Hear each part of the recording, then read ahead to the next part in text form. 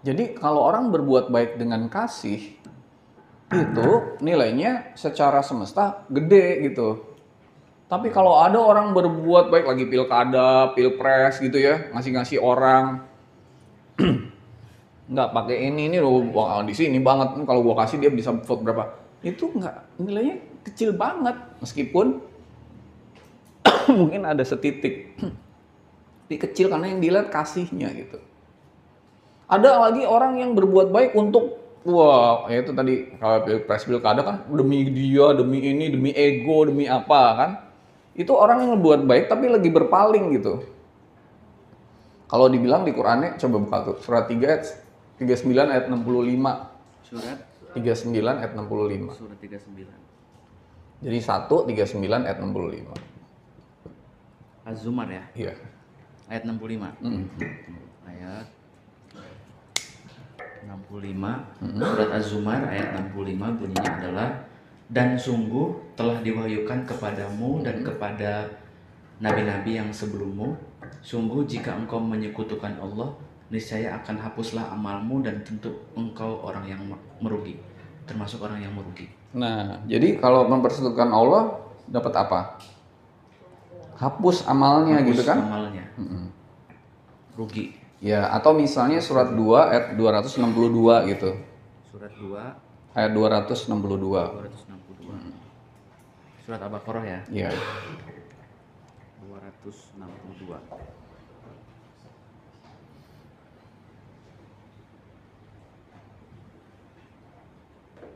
Oke. Surat Al-Baqarah ayat 262. Panjang banget ke bawah ya. Ya. Oke, 62 bunyinya adalah orang yang menginfakkan hartanya di jalan Allah, kemudian tidak mengiringi apa yang dia infakkan itu dengan menyebut-nyebut dan menyakiti perasaan penerima. Mereka memperoleh pahala di situ mereka, tidak ada rasa takut pada mereka dan mereka tidak bersedih hati. Nah, oke. Udah ngasih orang, orangnya dikata-katain gini, pakai kasih nggak itu? Nggak ada. Berarti itu dalam keadaan nggak ada setitik kasih di dalam pemberian itu. Karena yang dilihat bukan perbuatannya, tapi kasihnya itu loh. Gitu. Makanya itu harus dengan kasih. Yang kedua adalah, ini berarti nggak dapat. Ada juga yang misalnya tadi perbuatan baik, kalau nggak pakai ini berarti perbuatan baiknya ada setitik kasih, berlipat-lipat, karena yang dilihat kasihnya gitu. Ya, misalnya di Quran dibalas 10 kali seperti bulir padi dan sebagainya gitu kan. Ada di Al-Baqarah, nanti cari deh ya. Nah, yang ketiga adalah perbuatan baik yang ada di aku satu.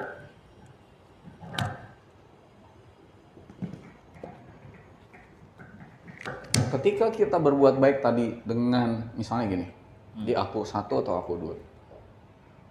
Saya berbuat baik ke kamu itu karena aku berbuat baik kepada aku yang lain. Kamu itu aku yang lain loh. Nolongin orang karena dengan kesadaran bahwa kamu itu aku yang lain. Aku tuh harus berbuat baik ke kamu. Bukan karena aku pengen dapat balasan atau gimana, enggak. I'm just doing good with myself because you are my other self gitu. Kamu tuh aku yang lain gitu. Itu beda banget kesadarannya, kasihnya juga beda banget gitu. Nolongin orang tuh bener-bener yang dengan sepenuh hati gitu. Bukan karena benefit yang kita terima gitu. Itu nilainya besar.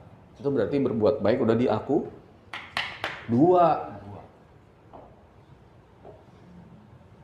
Nah, kalau udah di aku satu, artinya berbuat baik itu cuma aliran aja. Ngalir aja, udah ngalir nggak, ini udah ngalir. Jadi as if 28 ayat 77, coba buka tuh. 28 ayat 77. Surat Al-Qasas ya, ayat 77. Surat Al-Qasas ayat 77 bunyinya adalah, dan carilah pahala negeri akhirat dengan apa yang telah dianugerahkan Allah kepadamu, Tetapi janganlah kamu lupakan bagianmu di dunia dan berbuat baiklah kepada orang lain, sebagaimana Allah telah berbuat baik kepadamu. Nah, gitu. Dan janganlah kamu berbuat kerusakan di bumi, sungguh Allah tidak menyukai orang yang berbuat kerusakan. Carilah kebahagiaan, carilah kepadamu negeri akhirat. Akhirat itu di mana sih negeri akhirat itu? Hah? Di dalam diri kita. Akhirat kan kemarin kita bahas, akhirat itu adalah suatu realitas yang unlimited, yaitu di hati, di jiwa, di perasaan, di mana. Kalau dunia itu ada di mana? Di pikiran. Jadi akhirat itu aja aku 3, Ya. dunia itu adanya di aku 4 gitu, kira-kira gitu. Dan jangan lupakan bagianmu dari kenikmatan duniawi. Kenikmatan duniawi itu ya bolehlah makan enak, ya nggak? Punya mobil bagus, ya punya baju yang bagus gitu. Nggak boleh lupa, itu nggak boleh terus kita tetap harus gitu. Tapi berbuat baiklah kepada sesama kamu sebagaimana Allah telah berbuat baik kepadamu. Jadi berbuat baiknya seperti siapa? Seperti Allah. Seperti Tuhan. Tuhan kalau berbuat baik milih-milih agama nggak? Nggak ada. Ya udah kayak aku nih berbuat baik karena aliran Tuhan aja gitu, berngalir berbuat baik. Itu berlipatnya beda lagi. Makanya saya suka bilang itu doing good with God. Berbuat baik bersama Tuhan gitu. Ya. Yang terbaik itu berbuat baik beserta Tuhan. Maksudnya bersama kasih Tuhan gitu. Kayak Mother Teresa itu benar-benar kelihatan banget bahwa dia tuh yang berbuat baik udah benar-benar ngalir dari aku satu. Jadi yang disebut orang musyrik berbuat baik itu sia-sia itu bukan karena KTP-nya gitu loh, Bu. Wah, kamu orang Kristen ya, kamu berbuat baik sebaik apapun nggak akan dapat pahala kamu. Aku mau tanya, di dunia ini kebanyakan orang menderita agamanya apa? Nah ya iya, kan udah kelihatan. Karena di Kristen perpuluhan kita cuma 2,5. Ya ini hidupnya lebih enak. Kan itu hukum semesta. Ada surat 8 ayat 41 mau dibahas loh. Ya, oke. Surat 8, surat Al-Anfal ayat 41. Iya. Oke. Surat Al-Anfal ayat 41 bunyinya adalah, dan ketahuilah sesungguhnya segala yang kamu peroleh sebagai rampasan perang, maka 1/5 untuk Allah, Rasul, kerabat Rasul, anak yatim, orang miskin, dan ibnu sabil. Jika kamu beriman kepada Allah dan kepada apa yang kami turunkan kepada hamba kami di hari Furqan, yaitu pada hari bertemunya 2 pasukan, Allah Maha Kuasa atas segala sesuatu. Rampasan perang tuh perangnya di mana? Perang di mana? Di sini lah mau ngasih, yang bilang jangan dikasih, ini gini, yang ini bilang kasih aja, betul nggak?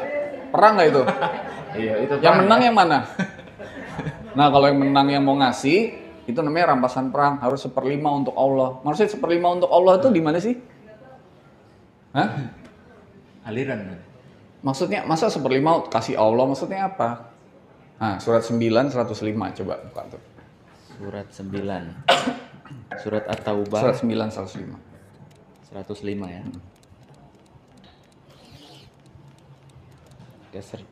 Oke, surat At-Taubah ayat 105 bunyinya adalah, dan katakanlah bekerjalah kamu maka Allah akan melihat pekerjaanmu. Begitu juga Rasulnya dan orang-orang mukmin. Dan kamu akan dikembalikan kepada Allah yang Maha mengetahui yang gaib dan yang nyata. Lalu diberitakannya kepada kamu apa yang telah kamu kerjakan. Oh bukan itu ya? Bentar. Bukan ini kayaknya. 9 ayat 105 itu ya, betul? Iya. Ya betul, surat At-Taubah. Bentar. Ayatnya 100. Oh surat 9 104. Oh 104. Oke, tunggu sebentar. 104 105 ya. 104 surat At-Taubah adalah bunyinya, tidakkah mereka mengetahui bahwa Allah menerima tobat hambanya dan menerima zakatnya? Menerima sedekah, itu kata-katanya bukan zakat, salah tuh. Iya. Bunyinya sodakot di sini ya. Sodakot. Sodako kemana? Ke orang mana? Kalau di surat 9 ayat 60, sodako tuh ke orang miskin, orang yang membutuhkan. Jadi maksudnya 1/5 harta untuk Allah tuh untuk siapa? Allah menerima sedekah nih. Yang menerima itu siapa? Si orang miskin dan sebagainya. Jadi 1/5 harusnya ke sana. Cuman buat orang-orang ada yang 1/5, waktu itu saya pernah di ini, kamu 50% gitu. Jadi tiap orang relatif beda-beda. Di 25 ayat 67, 25 ayat 67 itu dibilang nggak boleh terlalu sedikit, nggak boleh terlalu banyak, relatif. Makanya ikutin ini. Ya, surat Al-Furqan ayat 67 ya. Iya. Dan termasuk hamba-hamba Tuhan yang Maha Pengasih, orang-orang yang apabila menginfakkan, mereka tidak berlebihan Nggak berlebihan. dan tidak pula kikir. Nah, Di antara keduanya secara wajar. relatif wajar. Tapi Allah bilang 20%. Di tadi kalau menang perang 20%. Kalau 20% dan itu aliran dari Tuhan akan berlipat-lipat nggak nantinya? Kalau kita beri, lalu nanti hidup berikutnya kita akan berlipat-lipat nggak dapatnya? Kalau pakai kasih. Iya. Kalau makin dikit nggak? Itu namanya energi, ada energi kecil, energi besar gitu. Bill Gates orang paling kaya di dunia, dia sedekahnya 99%. Jackie Chan itu barusan 40 juta dolar. Ada yang punya Al-Rajhi Bank itu adalah bank ketiga atau kedua terbesar di Saudi Arabia. Dia tuh kayanya minta ampun, hartanya 16,5 miliar dolar, barusan dia sedekah 16 miliar dolar gitu. Dia cuma perlu 400-500 juta aja.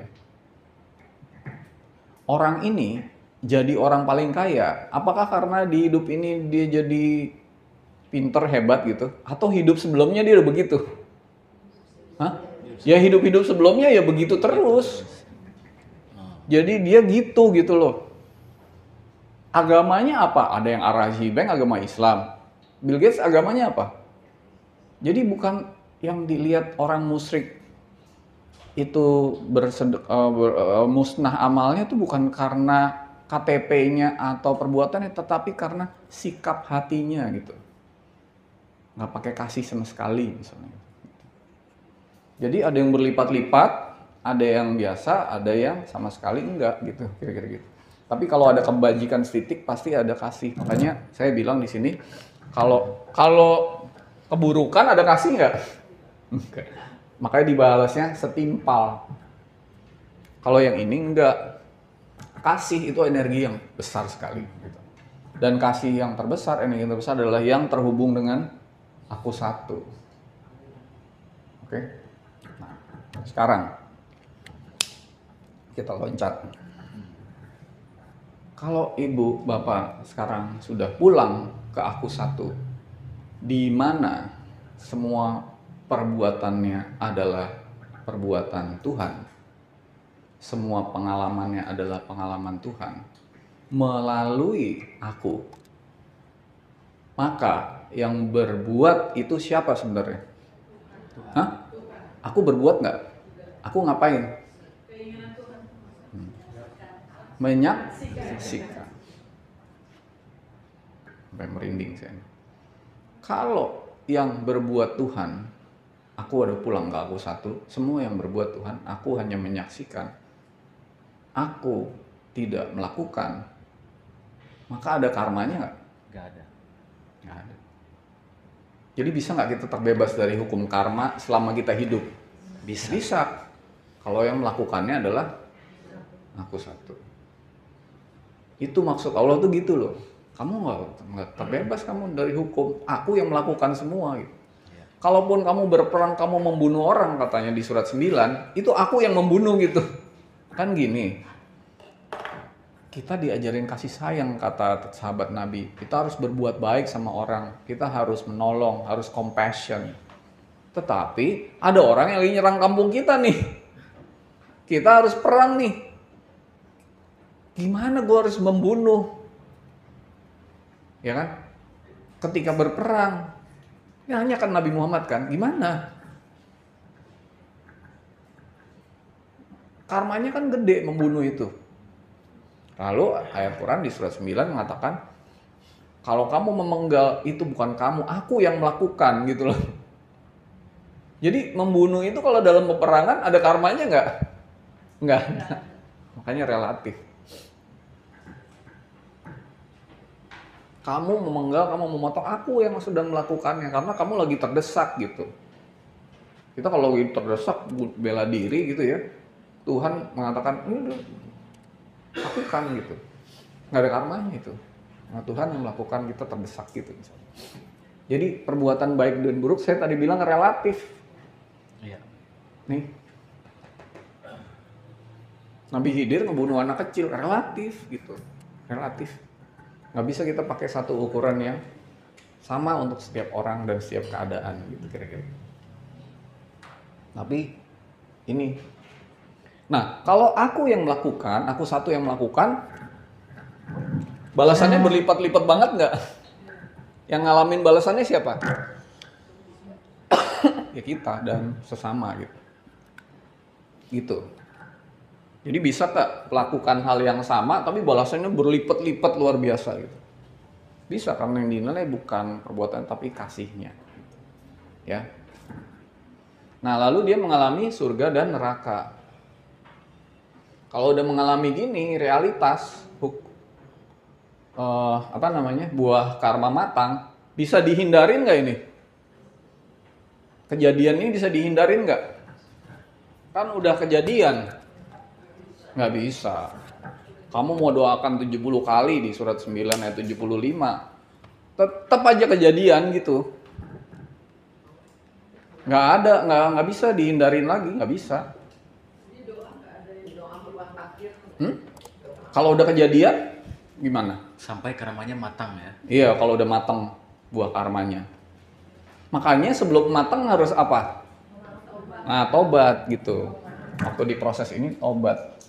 Pelajaran ketiga itu tobat. Surat 3, 133, 135 gitu. Coba baca deh 133. Surat. Iya, tobat. Surat Ali Imran ya. 133. Surat bunyinya adalah dan bersegeralah kamu mencari ampunan dari Tuhanmu dan mendapatkan surga yang luasnya seluas langit dan bumi. Iya. Yang disediakan bagi orang yang bertakwa. Yaitu orang-orang yang berinfak baik di waktu lapang maupun sempit dan orang-orang yang menahan amarahnya dan memaafkan orang lain. Dan Allah mencintai orang-orang yang berbuat kebaikan. Harus bersegeralah kamu. Ulangin lagi itu 133-nya. Dan bersegera kamu mencari ampunan dari Tuhan. Bersegeralah itu artinya apa? Sebelum karmanya Matang. Jadi mau tobat kapan harusnya? Segera. Tobat itu yang dilihat Allah apanya sih? Apa astagfirullah gitu? Hah? Apanya? Sikap hatinya apanya tuh? Kesadarannya. Allah itu nggak mau membalas kita kok enggak? Di surat 48 ayat 1 dan 3, 1 sampai 3, dosa itu sudah diampuni sebelum dilakukan. Iya. Allah tuh Maha Pengampun. Surat berapa tadi? Surat 48 1 sampai 3. 48 1 sampai 3. Iya. Sungguh kami telah memberikan kepadamu kemenangan yang nyata. Agar Allah memberikan ampunan kepadamu atas dosamu yang lalu dan yang akan datang. Yes. Serta menyempurnakan nikmatnya atasmu dan menunjukimu ke jalan yang lurus. Dan agar Allah menolongmu dengan pertolongan yang kuat atau banyak. Dosa yang akan datang kan? Ya, yang lalu dan yang akan datang. Jadi yang akan datang udah diampunin belum? Udah.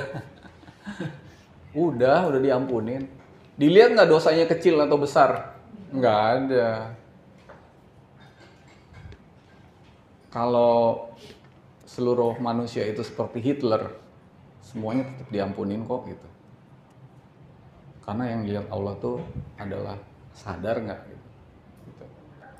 Jadi kalau di surat 39 ayat 53, janganlah kamu berputus asa kepada ampunan dan rahmat Tuhanmu. Sebesar apapun dosa kamu, ampunan Allah jauh lebih besar kok gitu. Jauh lebih besar kok gitu. Jadi jangan berputus asa gitu. Jangan merasa, dosa gue tuh udah banyak banget. Emang siapa yang nggak banyak dosanya? Jangan juga ngerasa, gue ini udah bersih dari dosa, itu malah nggak boleh gitu. Iya, ada kan surat 53, nanti baca aja ya, 53, 31, 32. Jangan merasa dirimu suci gitu, udah bersih gitu. Nah, jangan berputus asa kepada ampunan Allah. Jadi harus taubat itu artinya sadar. Minta ampun sadar. Kesadaran dapat, dosa itu udah diampunin gitu. Nah, jadi taubat. Taubat. Saya mau nanya nih sekarang ya. Kalau sudah ada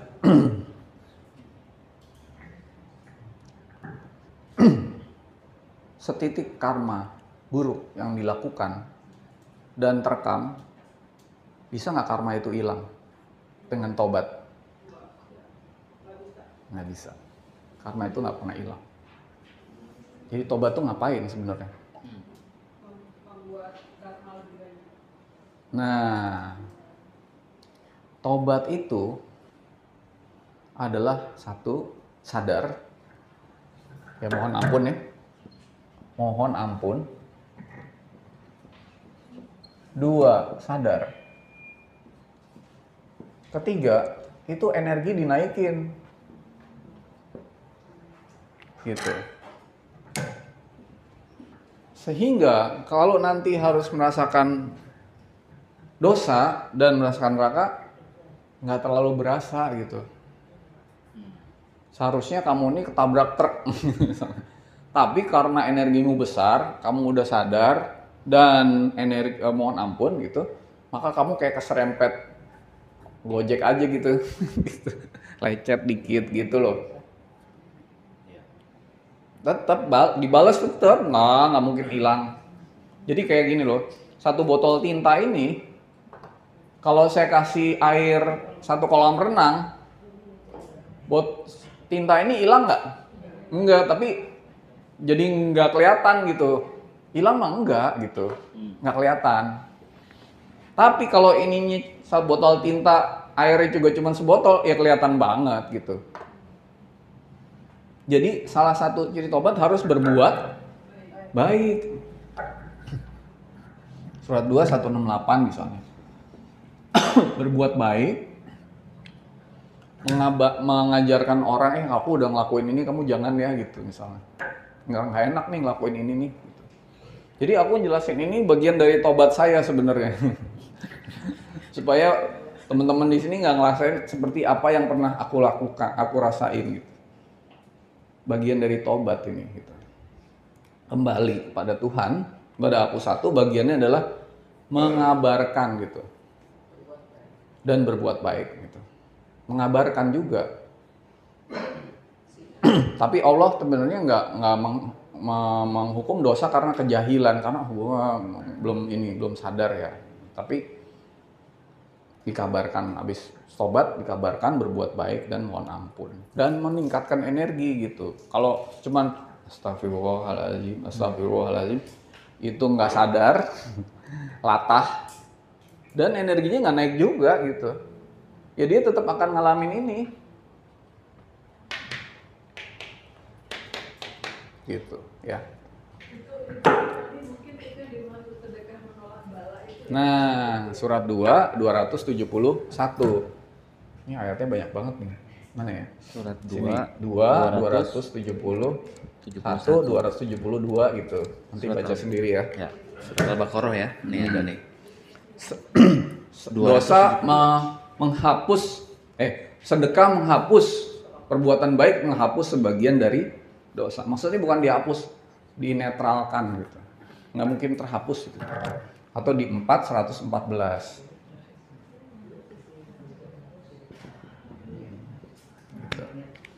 Sorry, 11 ayat 14 kalau nggak salah. Coba dibaca deh Mas. Coba ya. 11 ayat 14. 11 tuh surat Hud ayat 14 ya. Bunyinya adalah kecuali orang-orang yang sabar dan mengerjakan kebajikan, mereka yang memperoleh ampunan dan pahala yang besar. 11 ayat 14. Bukan kayaknya. 11 ayat 14. Oh iya 4 114 betul. Benar. Ya benar ya. Ya, silakan.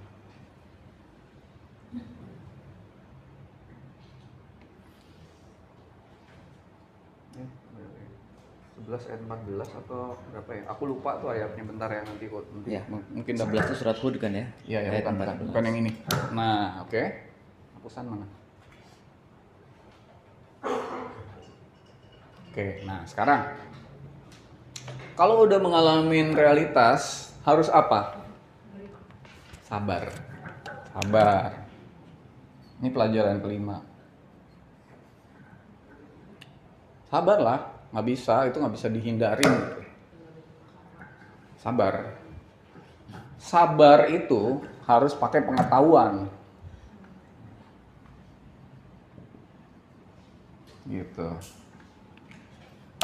Harus pakai pengetahuan. Pengetahuannya apa? Oh, gue ngerti nih semua ini nih. Jadi gue harus berubah, betul nggak? Jadi kalau udah ada di neraka tuh bisa keluar dari neraka gitu. Sebenarnya kan ini realitas yang ada di dalam aku 3, aku 4. Hidupnya dijadiin miskin banget, mungkin badannya cacat, mungkin di Palestina dan sebagainya kena bom. Ini kan di sini. Di sini mah nggak ada pengaruhnya, semua orang bisa happy aja gitu. Tapi kan nggak mungkin juga lagi bom gini, wah happy gitu kan nggak mungkin. Ya tiba-tiba hidupnya di Bantar Gebang gitu, situ aja udah wah berapa kilo dari situ aja udah jauh bau banget gitu. Tapi happy nggak bisa, susah gitu, jadi lebih susah gitu. Makanya hidup terus sejahtera dunia dan akhirat gitu. Caranya dengan selalu mengalirkan energi gitu, ya, dengan kasih.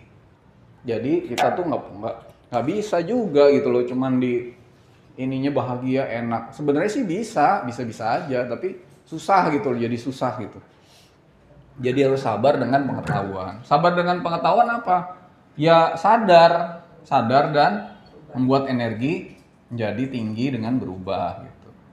Makanya di 11 ayat 106 108 posisi dunia dan akhirat itu dinamis. Kan saya udah bilang dunia akhirat itu bukan suatu tempat geografis tapi adalah kondisi. Kira-kira kalau kayak gini, ada nggak sih orang yang nggak pernah ngerasain neraka? Hah? Ada? Pernah masuk neraka nggak? Oh pernah. Sering nggak? Sering. Nerakanya di rumah masing-masing. Pernah masuk surga nggak? Ya sering. Coba buka ya surat 19. Surat 19. Ayat 71, 72. Ya, surat 19 itu surat Maryam ya. Maryam. Ayat 71, 72. 7172. Bunyi 19. Ayat 71 bunyinya adalah dan tidak ada seorang pun di antara kamu yang tidak mendatanginya dalam kurung neraka. Ada nggak orang yang nggak? Hah? Nabi deh, Nabi kan orang ya. Pernah nggak? Pernah. Jadi kalau Nabi bilang kamu nih ahli surga, ya kamu lagi di surga aja sekarang gitu. Kamu kayaknya ahli surga, orang liatin bahagia, happy gitu loh. Bukan nanti kalau kamu mati, kamu masuk geografi tertentu namanya surga, nggak gitu. Kalau aku lihat orang lagi sedih gini, kamu ahli neraka nih, kamu gitu loh. Tapi kan nggak enak ngejudge gitu ya.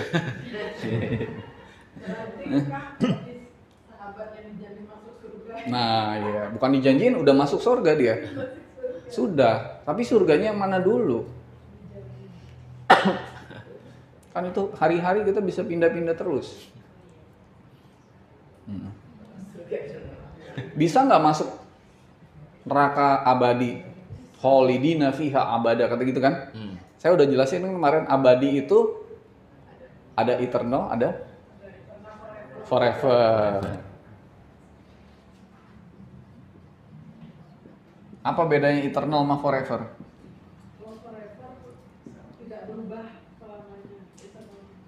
Kalau forever itu, sorry ya, hari kemarin, hari ini, besok, 2 tahun lagi, 3 tahun lagi, 4 tahun lagi, seterusnya, itu namanya forever.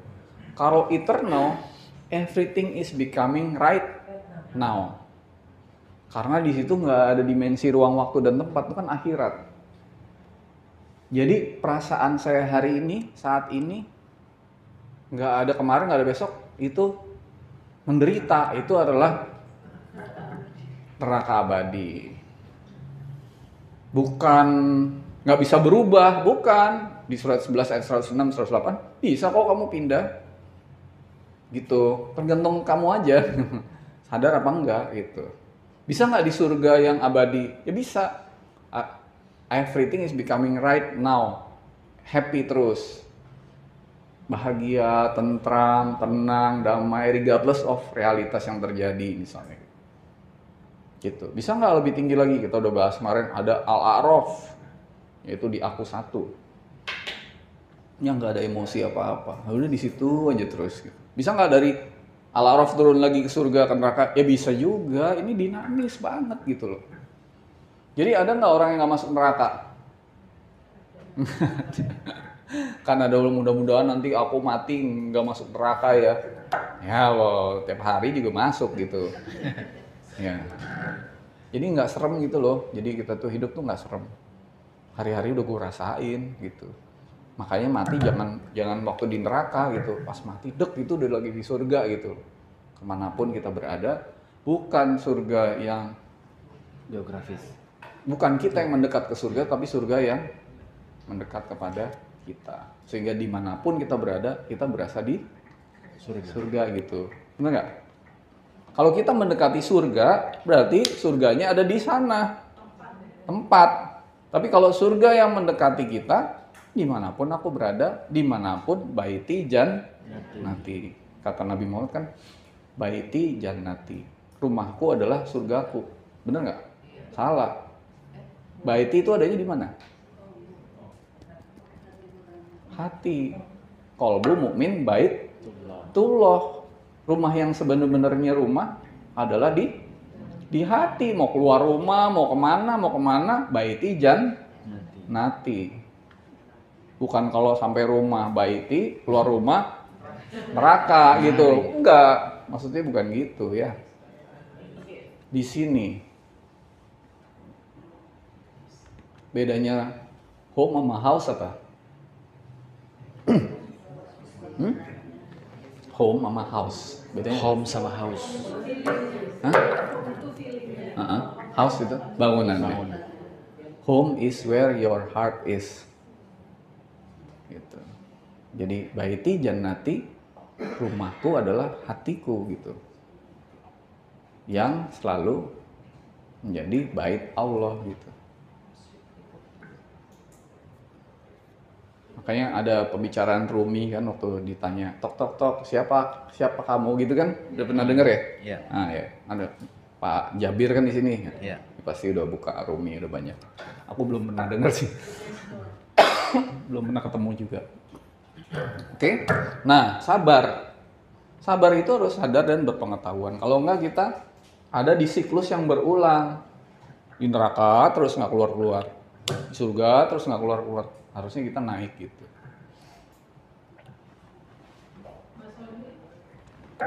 Boleh dijelaskan konkretnya yang masuk proses dan taubat dan kesadaran sebelum jadi karma itu kan sebelum dia ini sebelum matang itu kan ada saat jadi proses itu kita taubat. Iya. Kenapa nggak langsung matang?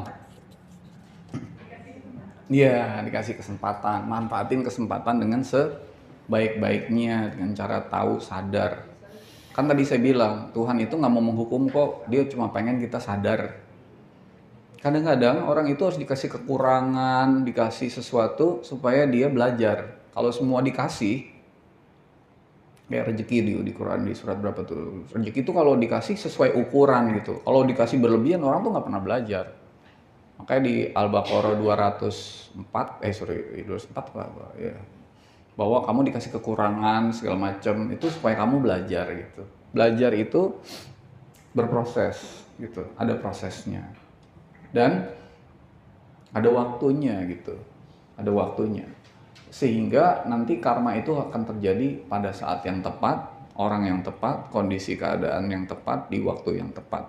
Semuanya serba tepat. Algoritmanya yang ngatur udah algoritma yang gede banget gitu, yang kita sangat kompleks sampai nggak tahu kenapa ya gue malah dapet ini gitu. Tapi sebenarnya nanti kalau balik ke aku satu, kita tahu kok. Saya ketemu orang ini karena dulu pernah ngelakuin ini nih, ketemu dia lagi. Bukan casing yang kita lihat dalamnya misalnya. Oh, gue harus mohon ampun sama dia, minta maaf, ya Allah. Saling memaafkan. Nah, sekarang pertanyaannya, emang kita ketemu itu kebetulan nggak sih? Ada nggak sih kaitannya? Ketemu orang di jalan, ketemu gini, ketemu temen, punya istri, punya anak, punya macam-macam. Ada nggak kaitannya? Kalau ada kaitannya, jadi tiap ketemu orang harusnya kita ngapain sih? Nah, tapi kan nggak lucu dong. Baru kenalan langsung minta maaf. Jadi harus di dalam hati minta maaf, mohon ampun, minta maaf, mohon ampun gitu. Nggak usah diomongin. Yang penting hatinya. Kalau ngomongin capek tuh. Minta maaf, mohon ampun, dalam hati aja. Maksudnya kan gak selalu jelek, maksudnya ketemu ini. Ya, ibu mau tahu detailnya nggak? Nah gini, kita tahu detail itu cuma untuk sadar kan. Misalnya ibu ketemu saya nih, ibu mau saya buka dulu kita pernah di masa lalunya gimana, kan nggak perlu tahu detail. Yang penting kita ketemu sekarang kan, semesta mempertemukan kita, berarti ada sesuatu nih. Nggak kebetulan dong. Iya, nggak kebetulan, tapi belum tentu kan dalam keadaan jelek maksudnya. Iya. Minta maaf itu dan kan selalu ada yang hal yang. Iya, pertanyaannya mau kita pikirin dulu nggak? Kayaknya dulu jelek apa bagus ya? Kalau jelek, kalau bagus gue nggak usah minta maaf deh. Ya kan? Capek kan? Ya udah minta maaf aja semua gitu. Iya. Gitu. Iya, tadi kan soal maafkan. Iya. Maaf, liman memaafkan gitu. Kadang-kadang pikiran kan kepo ya, gue salah apa sama dia ya gitu. Bukan selalu yang ketemu tuh paling negatif. Bukan selalu negatif Enggak, sih betul enggak, ya. enggak juga. Betul. Iya, gitu. Apalagi. Nah, jadi semua tuh namanya kesejahteraan, kesehatan, spiritualitas, hubungan, semua ditentukan oleh hukum tabur tuai. Semua. Ini yang menentukan nasib orang jadi kayak gimana, sejahteranya dia gimana, hubungan gimana. Hubungan kenapa sih dia jadi suami gue gitu? Kan hukum tabur tuai. Gue kesel banget deh sama suami gue, rata-rata kan begitu ya, ada rasa kesel, sebel gitu. Iya, tabur tuai gitu. Makanya harus memaafkan. Sama anak gitu, boleh nggak marah-marahin gitu? Nggak boleh. Coba Mas buka surat 64 ayat 14 sampai 15. Surat 64. Surat tunggu ya. 64 itu surat 64 ya. Itu Iya. surat At-Taghabun ya. Iya. Ayatnya 14 sampai 15. 14. Wahai orang-orang yang beriman, sesungguhnya di antara istri-istrimu dan anak-anakmu ada yang menjadi musuh bagimu. Maka berhati-hatilah kamu terhadap mereka. Dan jika kamu maafkan dan kamu santuni serta ampuni mereka, maka sungguh Allah Maha Pengampun dan Maha Penyayang. Nah, gitu. Ayat 15-nya, sesungguhnya hartamu dan anak-anakmu hanyalah cobaan, dan di sisi Allah pahala yang besar. Kalau kita mau Maafkan. memaafkan, kalau kita nggak mau memaafkan, jadilah cobaan. Kalau mau memaafkan, jadilah anak, istri, semua itu jadi sarana. Beda nggak sarana sama cobaan, tujuan? Azwaj itu mungkin diterjemahkan sebagai Pasangan, bukan istri. ya. Pasangan. Iya. Aswaja itu pasangan. Azwaj Iya, itu saya pasangan. lupa. Iya. Pasangan itu aswaja. Iya. Jadi, maukah kita menjadikan semua ini jadi sarana atau tujuan? Kalau kayak saya mau jadi sarana, kita ketemu semua jadi sarana, ya maafkan, berbuat baik, dengan kasih, jangan lupa loh. Segala sesuatu perbuatan tanpa kasih itu akan sia-sia atau kecil dampaknya. Gitu.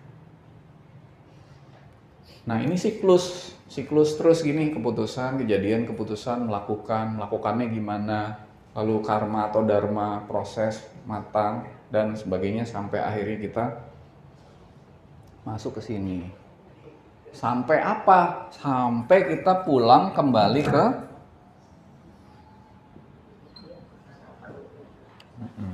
Oke Bu. Belum perbuatan kita berdoa dulu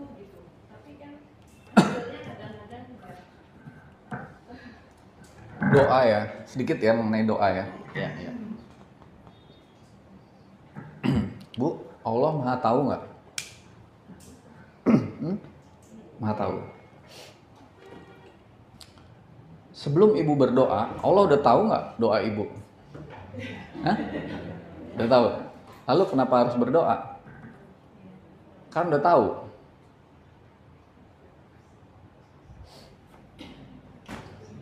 Allah Maha mendengar nggak? Maha mendengar? Sebelum ibu ngomong dia udah dengar belum? Hah? Jadi ngapain harus ngomong ke Tuhan untuk minta orang dia udah tahu dan mendengar?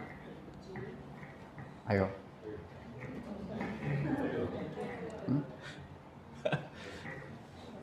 Kata-kata di dalam doa itu dari ibu siapa namanya? Ibu Riana. Kata-kata ibu di dalam doa itu dari Bu Riana kepada Tuhan yang maha mendengar dan maha tahu. Jadi doa ibu itu buat apa gitu? Makanya ini saya lagi bongkar-bongkar dulu dogmanya. Jadi harusnya berdoa itu untuk Tuhan apa untuk saya? Hah? Untuk saya. Oke. Kalau berdoa untuk saya, kata-katanya dari saya untuk Tuhan, masuk akal nggak? Ayo. Apalagi kata-katanya bahasa Arab yang aku juga nggak tahu artinya apa. Ayo. Udah kata-katanya nggak tahu untuk Tuhan. Terus kalau doa tajwidnya salah, dibilang salah arti, salah maksud. Nah, gimana? Kata-katanya apalan lagi. Ada waktu itu orang yang suci yang berdoa dari hati, terhubung kepada Tuhan, lalu kita ngikutin, ngapalin doanya dia. Padahal kan waktu itu dia lagi terhubung sama Tuhan, dan itu kan dia gitu loh. Beda dong, kan relatif. Jadi doa itu untuk merubah takdir Tuhan atau merubah diri saya? Coba jawab. Jangan asal jeplak aja dari hati gitu. Jadikan ini sebagai kesadaran untuk merubah takdir Tuhan atau merubah diriku gitu. Jadi kalau untuk merubah diriku ya, kata-katanya harusnya dari mana? Kemana? Dari aku ke Tuhan apa dari Tuhan ke aku? Kalau dari Tuhan ke aku, jadi waktu doa tuh aku ngapain?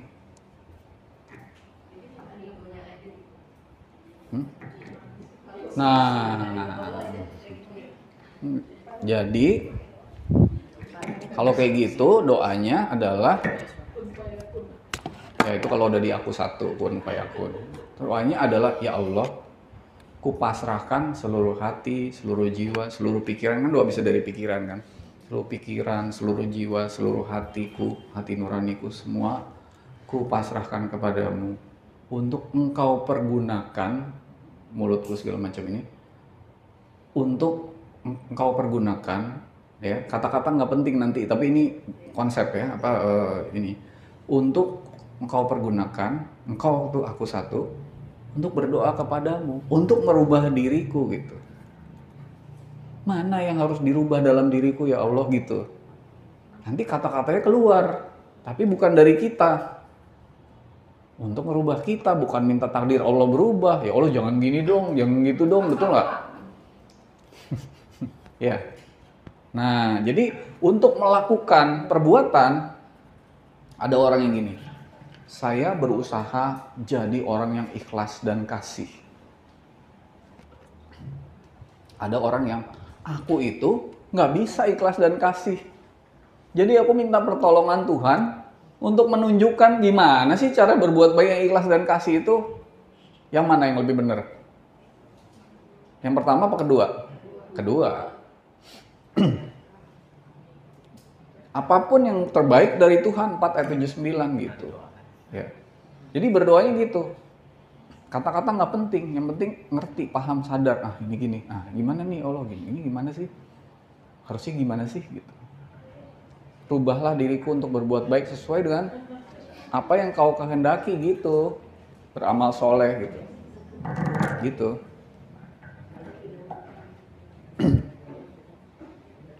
Surat berapa tuh? Banyak tuh ayatnya, ada 35, 32 dan sebagainya gitu. Itu doa Bu ya. Oke. Ada pertanyaan lagi? Ya, ada lagi pertanyaan? Ya. Bu. Cek. Menyadari berdoa itu seperti itu. Tapi kalau anak minta didoain gimana ya maksudnya ya? Doain ya Ma gitu.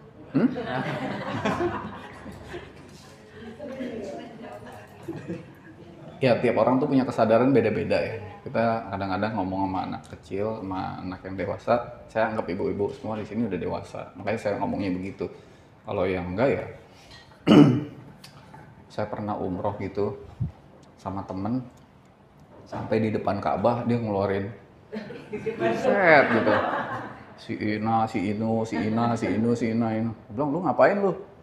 Ini titip doa nih semua. Kenapa titip doa? Nggak tahu tuh. Lo emang di Jakarta Tuhan nggak ada?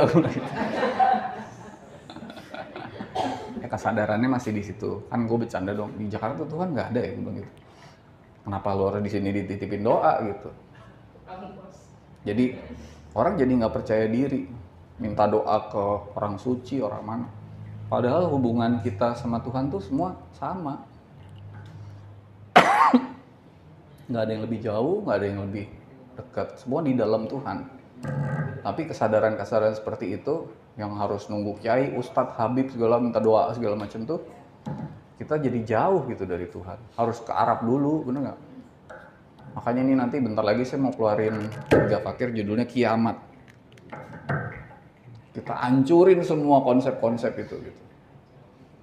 Gitu, ya. Kalau misalnya pakai doa ibu, nah itu juga ikatkan sebab kita untuk ibu ini. Doa ibu lebih kuat gitu dibanding doa. Doanya. Iya, lebih jabah. Karena ibu itu tulus kan doain anaknya. Kan yang dilihat kan hatinya, kasihnya itu. Jadi Kalau bapak kan mungkin kasihnya rada nggak, sebenarnya nggak ada gender, roh itu sama. Tapi ibu ke anak itu lebih kasih. Tapi jangan lupa juga ada kemelekatan di situ. Hati-hati. Jadi nggak semua ibu doanya ini gitu. Lagian yang kedua, doa itu kan bukan untuk merubah takdir Tuhan, tapi membuat sikap hati kita membaik terhadap Tuhan. Gitu. Hubungan, it's about relationship. Tentang hubungan. Ini tentang hubungan kok, bukan tentang apa yang kita mau terjadi gitu. Gitu. Jadi sebenarnya Mas Sony, intinya doa itu kasih itu ya. Kasih. Jadi doa ibu ke anak karena ada kasihnya. Karena Jadi kasih, energi besar. betul, energi besar. Bisa nggak kita di aku satu doain semua dengan kasih? Bisa. Nggak bisa. Kasih itu nggak ada habis-habisnya. Roma arsalnaka ila rahmatan lil alamin, dengan seluruh alam kita doain gitu misalnya. Kasih kita makin besar, terhubung dengan yang lebih besar gitu. Jadi doa itu bisa juga afirmasi ya. Buat diri doa. Afirmasi. Iya, nanti kalau itu dihukum frekuensi. Jadi afirmasi ada dihukum frekuensi. Kalau doa itu tadi afirmasi itu kan kadang-kadang ada kemauan kita juga. Tapi afirmasi apa yang Tuhan mau misalnya gitu. Itu beda-bedanya tipis sih nanti ya. Pelan-pelan ya. kalau kita kan suka mendoakan yang meninggal gitu gimana? Daripada Bikin hadiah Mm-mm. misalnya ke orang tua kan Mm-mm. bacain doa. Mungkin nanti ada bab tentang doa kali Mas ya. boleh. Tentang doa. Ini nggak apa-apa. Hukum tabur tuai dulu nih ya, kita selesaikan ya. Nggak apa-apa. Doa kepada orang yang meninggal. Orang tua misalnya Iya. orang tua. Belum tentu orang tuanya lagi mau didoain. Kalau dia lagi sibuk gimana dengan aku tiganya itu? Oh iya tadi kan ada. Nah jadi harusnya doakan supaya dia nggak sibuk dulu. Jadi dia bisa santai, tenang, berpaling dari semua yang dipikirkan, dirasakan. Orang meninggal tuh masih punya pikiran, perasaan, emosi, persepsi, imajinasi dan sebagainya. Kalau dia masih sibuk di situ namanya alam barzah, Nah itu yang disebut yang di alam dunia yang sebelumnya dia belum lepas, artinya belum pasrah dan berserah melepaskan semua dunia yang sebelumnya itu. Harusnya kita didoain supaya dia berpaling dari semua itu dan tidak sibuk. begitu dia santai, lepas, kasih sayang Tuhan, kata-kata nggak penting, tapi kira-kira kasih sayang Allah bantu mengalir lewat diriku ini dan menghubungkan aku dengan, terhubunglah dengan arwah orang tuanya. Rasakan enak, lek, ada ini mulai terhubung enak gitu, dan dia udah mulai nggak sibuk dan sebagainya, baru diajak berdoa bersama-sama, bukan didoain. Nah, kasih sayang Allah bantu untuk kita berdoa bersama yuk gitu. Kata-kata nggak penting. Nah, baru berdoa bersama-sama yang dibimbing Tuhan gitu. Bukan didoakan tapi diajak berdoa.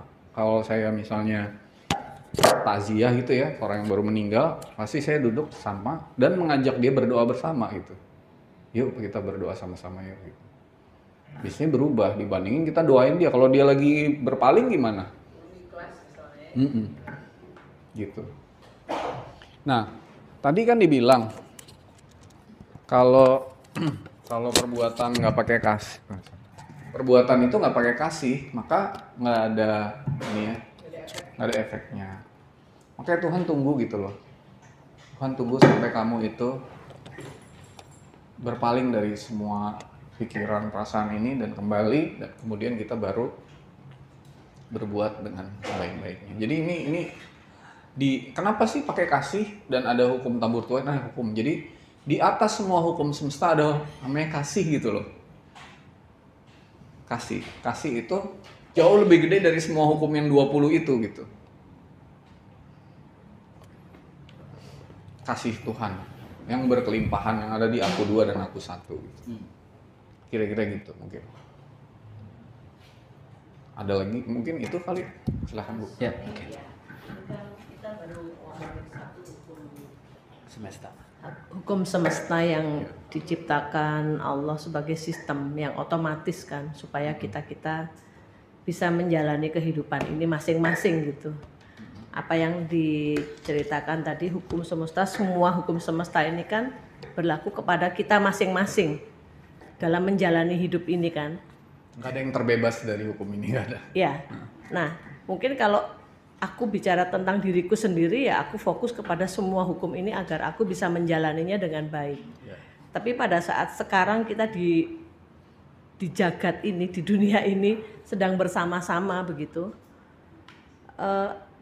Ya ngomong contoh misalnya dalam sebuah organisasi atau sebuah lingkungan RT RW gitu kan, andai kata kita ini diberi amanah gitu mengkoordinir, kadang-kadang kan kita menciptakan hukum-hukum gitu ya, seperti contoh misalnya yang ekstrimnya Nabi Khidir membunuh seorang anak begitu. Kalau kita di dunia sekarang mungkin dihukum gitu. Nah itu gimana penerapan si hukum-hukum ini terhadap komunitas tadi gitu Mas Sony? Iya, Kalau ini kan tadi kita fokusnya ke kita sendiri gitu, maaf nih Mas Sony. Iya, jadi kan kemarin saya udah bicara ada hukum yang dibuat Tuhan, yang Bapak Ibu nggak perlu sepakat, gitu. Tapi berlaku gitu, bukan berdasarkan kesepakatan gitu. Ada hukum yang dibuat manusia, makanya atiullah wa atiur rasul wa ulil amri minkum. Jadi taatilah Allah, taatilah utusannya, tapi juga taatilah penguasa gitu, yang ngatur hukum. Itu harus juga ditaatin gitu. Dan di tiap daerah beda-beda. Coba kita makan permen karet di Jakarta nggak apa-apa, kalau ke Singapura didenda misalnya gitu kan. Jadi tiap orang punya hukum, tiap daerah punya hukum sendiri-sendiri gitu. Itu ada yang hukumnya bener, ada yang enggak gitu. Kan hukum banyak juga yang ngaco kan. Makanya di surat 5 ayat 50 hukum, apakah hukum Allah atau hukum jahiliyah yang kamu mau terapkan gitu kan. Sebagai contoh misalnya sedekah gitu misalnya. Sedekah itu mungkin secara kita di negara mana nggak perlu, tapi hukum Allah kita harus tetap sedekah dimanapun misalnya gitu, setiap hari gitu. Nah jadi itu. Yang kedua ada juga perjanjian, misalnya kayak Pancasila gitu. Pancasila itu kesepakatan yang kuat, sebagai negara kita diikat berdasarkan itu. Kalau dibilang misakul walido, perjanjian yang teguh yang kamu buat. Kayak misalnya Kayak misalnya perjanjian Nabi Musa dengan kaumnya yang disebut Taurat atau Ten Commandment, itu perjanjian loh Bu. Bukan hukum yang 20 ini, lain. Taurat yang ini sama Taurat yang di itu tuh beda. Itu perjanjian Bani Israel gitu dengan Nabi Musa gitu. Iya. Nggak boleh membunuh, nggak boleh apa, nggak boleh berzina dan sebagainya. Itu kesepakatan. Syariatnya lah ya itu ya. Iya, Syariat. kesepakatan hukumnya itu. Nah, kita itu harus ngikutin semuanya gitu. Cuman harus tahu bahwa ada hukum ini loh. Yang kamu mau agama apapun, negara apapun, dimanapun kamu kena gitu. Gitu. Nah, itu bisa diaplikasikan di mana saja kalau kayak gini. Bukan di tempat tertentu pada orang tertentu dan sebagainya. Di mana saja. Nah, ini kalau ditanya juga nggak ada referensinya gitu kan. Dapat dari mana nggak tahu gitu. Kenapa cuma 20 nggak 21? Ya nggak tahu, ya gitu aja gitu. Ya terserah mau dipakai apa enggak gitu. Tapi kalau yang dialirkan ke saya tuh 20 gitu. Tapi di atas itu ada namanya kasih yang berada di atas semua hukum semesta itu. Kira-kira. Nah, itu kelihatannya Mas. Jadi kalau lihat ada kejadian, ada keputusan, ada pilihan, ada melakukan. Melakukan itu dari kecil, pikir. Ada yang melakukan hal yang dharma atau baik, terbaik dari Tuhan, dari itu aku satu. Ada yang karma. Lalu dua, ini berproses jadi matang. Ada dosa, ada pahala, dan semua itu ada balasannya. Bisa dinetralkan, nggak bisa dimusnahkan. Pahala berlipat, dosa enggak, lalu surga, ada neraka, lalu kemudian, nah ini bisa eternal gitu, eternal, bisa eternal hell, eternal heaven. Gini, eternal hell tuh gimana sih? Ini deh, orang yang nggak tahu hukum ini, hidupnya melarat, sengsara, miskin dan sebagainya, lalu dia bilang, kan hidup gue udah sengsara, masa suruh nolongin orang? Gue ini adalah orang yang harus ditolong, betul? Akhirnya, sebagai victim ya dia. Ya, sebagai korban. victim. Ya. Akhirnya dia ada perbuatan baiknya nggak? Nggak ada, apalagi sedekahnya. Lalu dia hidup lagi, miskin lagi nggak? Ya miskin lagi. Terus gitu lagi dibilang, aku ini orang yang menderita, sengsara, miskin, papa, merana, harus aku ditolong orang. Hidup lagi, gitu lagi nggak? Gitu lagi terus gitu. Makanya ajaran Quran, kalau kamu berkesempitan, kamu harus tetap sedekah dan berbuat baik. Yang dilihat bukan jumlahnya, nah itu adilnya, tapi kasihnya itu, keikhlasannya. Tolongin orang kayak dengan tenaga, bantuan apapun gitu. Kalau enggak kamu ada di siklus eternal hell. Coba buka 65 ayat 7. Ya, buka 65 ayat 7. Ya. Surat 65. Dan kamu nggak bisa lari dari sini. Aku udah capek ya Allah, aku nggak mau sengsara lagi. Ini hukumannya harus tahu gitu. Surat At-Tolak ayat 7. Ayat 7 ya. Oke. Surat At-Tolak ayat 7. Satu aja ya. Ya. Sedikit lagi ya. Ya, hendaklah orang yang mempunyai keluasan memberi nafkah menurut kemampuannya. Dan orang yang terbatas rezekinya, hendaklah memberi nafkah dari harta yang diberikan Allah kepadanya. Allah tidak membebani seseorang melainkan sesuai dengan apa yang diberikan Allah kepadanya. Allah kelak akan memberikan kelapangan setelah kesempitan. Nah, kalau orang lapang harus tetap sedekah. Kenapa? Karena tiap hari kan kita energi keluar. Kita makan, kita dapat rezeki kan keluar. Kalau nggak nanam lagi, turun nggak makin lama? Bilang energinya low atau turun gitu. Nah, kalau lagi kesempitan harus tetap apa? Iya, kalau enggak ada di eternal hell tuh. Gitu. Surat 3:133 tadi kan? Ya. Bersedekah dalam kondisi lapang dan Sempit. Tadi dibilang Allah akan memberikan kelapangan sesudah kesempitan kalau kamu mengalir. Gitu. Energi itu harus ngalir. Gitu. Kalau kita nih dapat energi besar, hidup sejahtera, tapi nggak pernah sedekah, lama-lama turun nggak? Habis nggak? Apalagi pelit dan sebagainya, habis nggak? Habis. Makanya nggak boleh bermewah-mewahan. At-takasur kan, alhaqumut takasur hatta zurtumul maqabir. Kalau saufa ta'lamun, summa kala saufa ta'lamun. Kalau lau ta'lamuna ilmal yakin la tarawunnal jahim, summa la tarawunha ainal yakin, summa latus nalunna yauma idin anin. Nah, neraka jahim. Neraka itu udah energinya makin lama makin udah. Makanya Quran nggak boleh kamu boros. Nggak boleh boros tuh, nggak boleh boros-borosin energi gitu loh. Ini hukum energi nih, energinya makin lama makin dikit. Terhubunglah dengan sumber energi yang ini gitu. Bersedekahlah dengan kasih terus gitu. Terhubung dengan energi yang besar gitu. Niatnya nggak usah pakai niat apa. Kita udah tahu kok hukumnya. Orang niat itu kan nggak tahu hukum. Mudah-mudahan Allah membalas ya. Ya pasti bukan Allah juga kali yang membalas gitu. Masa Allah ngurusin kamu satu-satu? Enaknya ini dibalas gimana, nggak gitu kali. Gitu. Itu pertama. Yang kedua adalah cepet-cepet pulang deh ke aku satu. Supaya kita terbebas dari hukum karma ini. Gitu. Supaya nanti yang melakukan apapun itu Tuhan. Kita hanya menyaksikan aja. Apapun yang kita lakukan akan berkelimpahan, berlipat ganda, dan Tuhan yang melakukan gitu. Jadi hidup ini jadi enak gitu. Kalau semuanya Tuhan yang melakukan. Itu pesannya mungkin dua itu. Makasih. Assalamualaikum warahmatullahi wabarakatuh. Ada pertanyaan lagi? Enggak. Mana ada lagi? Ya, satu lagi.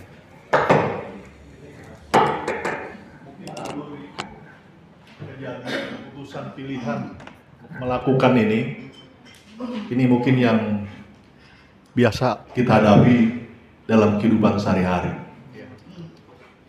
Jadi kalau kita ada kejadian, keputusan dan pilihan, mungkin di awal-awal kita hanya sampai kepada pikiran dan sesuai pengetahuan pengalaman kita masuk ke pusat kesadaran. Tapi yang saat ini ada contoh kejadian, misalnya kejadian itu udah kita mungkin langsung ke aku satu, kita ikhlaskan aja, kita sabarkan aja. Tetapi karena menyangkut orang banyak, maka keputusan pilihannya itu kita mulai dari aku satu, aku tiga, mungkin sampai aku dua, Mas Sony. Karena ini melibatkan orang banyak. Nah, apakah itu seperti itu, Mas Sony? Iya, jadi keputusan itu bisa melibatkan diri kita sendiri atau orang banyak gitu kan. Makan kalau keputusannya untuk orang banyak kita harus di aku satu gitu. Kalau di aku tiga tuh ada conflict of interest, vested interest, ada kepentingan sendiri gitu. Tapi kalau kepentingannya di aku satu tuh nggak ada emosi, nggak ada kepentingan pribadi, karena udah keluar dari separate self atau diri yang terpisah. Gitu. Jadi semakin kompleks sebuah keputusan, justru kita harus ada di pihak Tuhan gitu, bukan di pihak kita gitu. Ini kata-kata yang enak diomongin tapi dalam, tapi juga ini. Di pihak Tuhan lah kita berkeputusan gitu, bukan di pihak saya gitu. Gitu. Jadi Tuhan maunya aku gimana, kami gimana, ngomongnya gimana gitu. Nah gitu, jadi semua tuh aliran, bukan penciptaan kita sendiri gitu. Nah, saya boleh kasih pengalaman ya, Pak ya. Dulu waktu saya 2008 tuh, aku tuh bingung hidup tuh, kayak bingung lah gitu. Ini gue hidup mau ngapain gitu. Maksudnya saya 2008 tuh umur saya 33. Waktu itu 33 tuh aku udah CEO gitu di bank asing gitu. Terus udah udah apa gitu, gue umur segini udah gini, terus gue mau ngapain lagi gitu loh. Bener, ini nggak sombong apa ya, ini kejadian bener. Mau ngapain, terus gue kalau mati besok, terus gue mau gimana gitu. Jadi kebingungan itu adalah awal dari petunjuk kan. Wa wajadaka dolan fahada, ketika kamu bingung aku kasih petunjuk. Jadi hidup tuh harus bingung dulu gitu. Kalau hidup itu kehidupan yang nggak bermakna adalah kehidupan yang tidak dipertanyakan gitu. Makanya nanti saya mau bahas tentang malaikat mungkar dan nakir gitu. Malaikat mungkar nakir itu nanti bukannya nanya man robuka, man nabiyuka, bukan. Mungkar nakir itu ada di dalam kita yang selalu mempertanyakan hidup ini gitu. Gitu. Hidup ini harus dipertanyakan terus. Ini kenapa ya Allah kok gini? Ini gimana baiknya gimana? Itu mungkar nakir namanya. Fungsi mungkar nakir dalam tubuh kita itu dalam diri kita dalam mempertanyakan segala sesuatu gitu. Sehingga ada jawabannya gitu. Lalu pada waktu itu, ini gue mau gimana ya? Udah aku bilang aku mau nanya tapi aku nggak mau ngomong. Akhirnya suatu hari saya Jumat pulang kantor malam gitu. Aku bilang sama istriku, sama anak, aku nggak mau diganggu ya. Aku mau meditasi aja. Mulutnya gue kasih selotip gitu. Terus saya di luar di taman gitu pakai sajadah, pakai ini udah diem aja udah. Hidup ini gue harus ngapain gitu. Nah itu pertanyaan itu tuh bener-bener yang aduh gimana gitu. Sampainya keluar pas nggak dapet jawaban juga tuh sampai jam berapa 4 pagi gitu di luar gitu. Wah akhirnya nggak dapet jawaban. Terus saya tidur akhirnya pas tidur langsung dibacain surat Al-Maun gitu. Surat Al-Maun waktu mimpi tidur itu. Gue bacain surat Al-Maun berkali-kali gitu. Wah ternyata hidup itu harus berbuat baik ya gitu. Terus saya paginya bangun langsung sedekah kan. Sedekah, ini ceritanya agak panjang, saya potong aja karena udah mau makan siang ya. Akhirnya sedekah. Ada kejadian yang menarik tapi nanti lah, agak mistik dikit gitu. Intinya sedekah, terus udah gitu pas sedekah saya bilang harus kayak gini tiap hari ya. Nggak cuma sebulan sekali atau setahun sekali ya. Iya gitu. Terus akhirnya berapa banyak Tuhan gitu. Aku nggak mau salah nih. 60 deh gitu, 60 orang miskin tiap hari gitu. Nanti kalau bini gue marah gimana? Itu melibatkan orang lain kan? Betul nggak? Malaikat mungkar yang nanya. Iya. Kalau bini gue nggak setuju gimana? Ya tanya aja dulu ke dia gitu. Everybody happy, harus happy loh, nggak boleh ada yang melawan. Gitu. Karena kan harus dia nih yang saya, ya udah deh gue pasrahin gitu. Terus gue waktu itu bilang sama bini, kayaknya ulang tahun mau ngapain nih gitu kan, dia ulang tahun nih. Dia bilang gini, masa kayaknya kita nggak usah makan yang gimana, kita kasih makan orang miskin aja yuk. Gue bilang cocok, terus cocok. Gue bilang berapa banyak? 60 gimana? Cocok. Gitu. Cocok. Padahal gue udah tahu tuh sebelumnya. Mau 60 nih, 60 boy. Terus 60 dia ngomong gitu. Udah yuk. Gitu. Terus tahu nggak? Habis itu ada ayat Qur'annya atau nggak? 58 ayat 4 coba baca tuh. 58 ayat 4 ya terus. Jadi ada nih ayatnya gitu.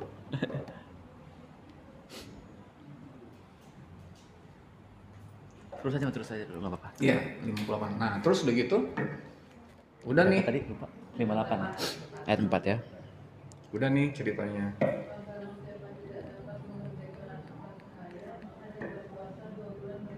Nah itu. Ya. Nah, terus Tetapi barang siapa tidak mampu, maka memberi makan 60 orang miskin. Demikianlah adalah kamu beriman kepada Allah. nah itu ayat itu saya nggak pernah lupa tuh. Ya. Karena